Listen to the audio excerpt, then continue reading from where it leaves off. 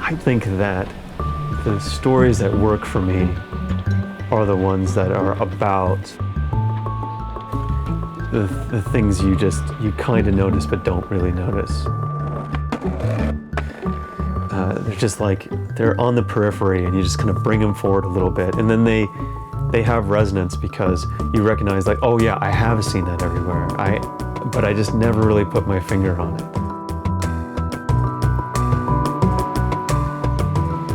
It was the name 99% Invisible was the moment that I knew I had the show. I was like, I can use that. The idea of that mystery, I can use that to tell design stories. I can use that to tell any story.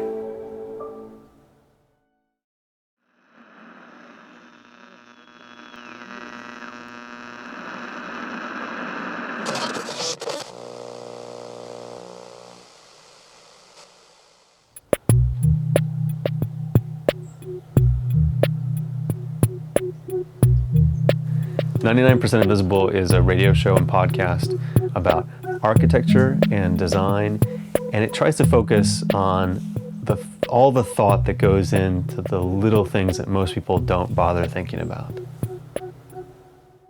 When I started, I was working with this guy at the Advanced Product Group at Apple. Sound. And he had a case for a Walkman, I think. And he opened it up and he closed it and you heard it click.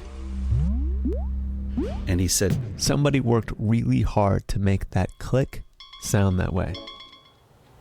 I'll often, as I'm mixing the show, I'll know what's the thing that people on Twitter will pull out and say, I learned this today on 99% Invisible. And they're rarely the most important things. We're often trained, especially in public media, when you're trying to tell people the importance of the story, that mission infiltrates the way we describe things. And unfortunately, that mission is boring. Mission speak is super boring.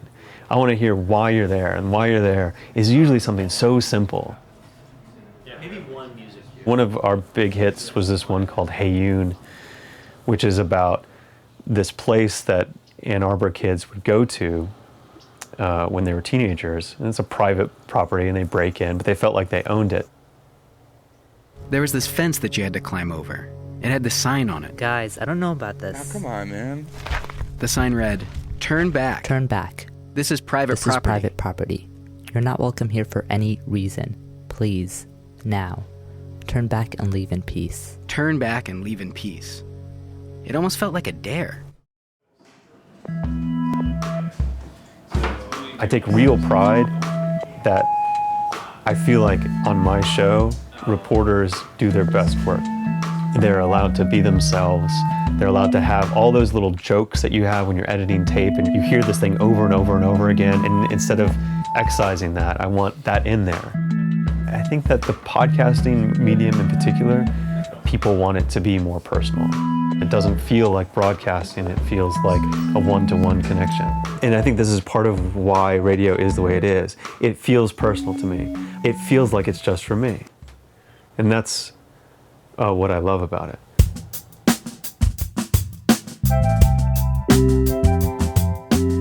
I'm not a naturally optimistic person, not at all.